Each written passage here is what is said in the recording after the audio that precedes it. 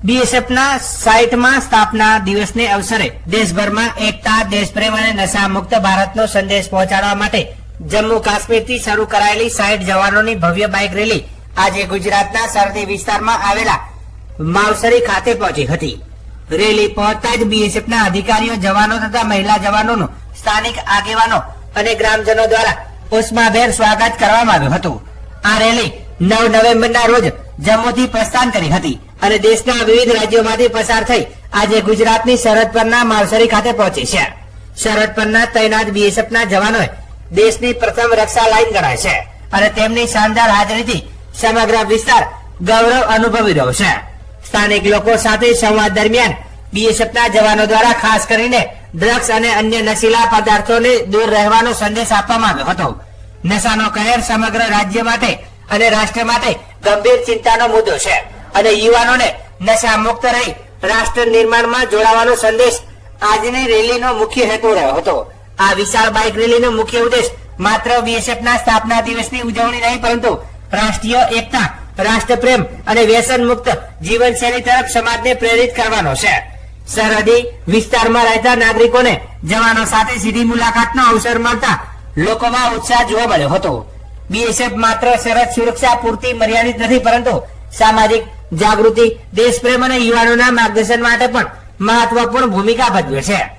બીએસએફના 60મા સ્થાપના દિવસની અનોખી ઉજવણી રૂપે યોજાયેલી આ રેલી 19 નવેમ્બરે પોતાના અંતિમ ગંતવ્ય भुज खाते पहुंचे।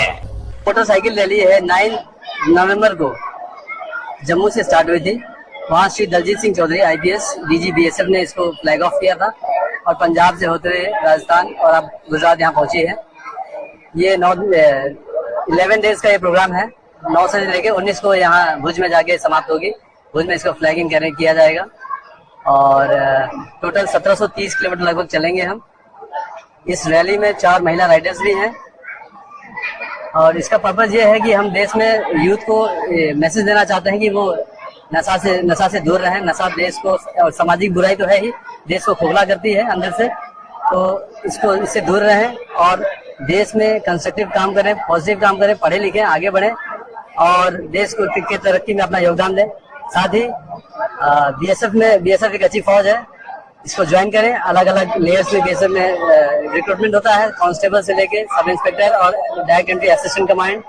तो अपने अपने क्षमता के हिसाब से, अपने योग्यता के हिसाब से बीएसएफ ज्वाइन करिए और देश को आगे बढ़ाने में अपना योगदान दीजिए। साथ ही नया जो डिजिटल पैटर्न है जो हम अभी हमने देखा होगा, सभी हम पहने हुए हैं, ये नया वर्दी है, ये नया यूनिफॉर्म अभी रिसेंटली यहाँ लॉन्च हुआ है बीएसएफ में।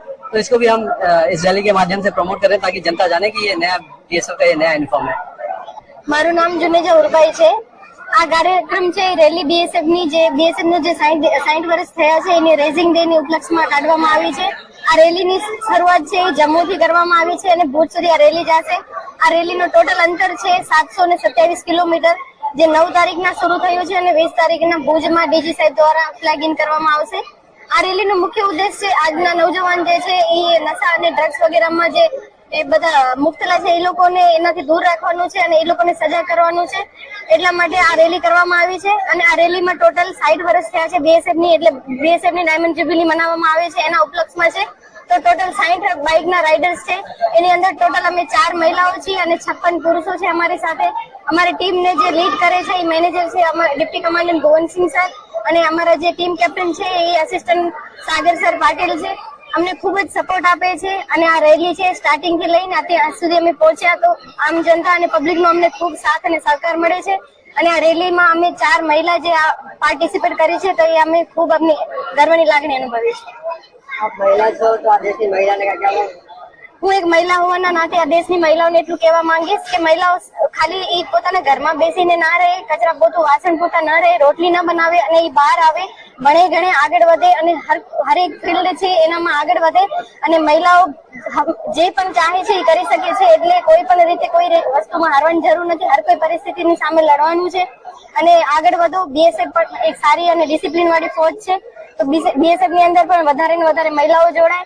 એક હું આ રેલીનો હિસ્સો ગુજરાતની દીકરી તરીકે હું એક ગર્વનું મહેસૂસ કરું છું કે આ હું ગુજરાતના રેલીનું મારી સાથે આ વૈશાલીબેન છે એ પણ ગુજરાતના છે, તો આ રેલીનો હિસ્સો છે ને આ રેલી છે એ ભુજ તરફ જઈ રહી છે અને ભુજ એ મારું વતન છે, તો હું ખૂબ ગર્વની લાગણી અનુભવું છું કે રેલીની સમાપન બધે ભુજમાં જ થાય છે.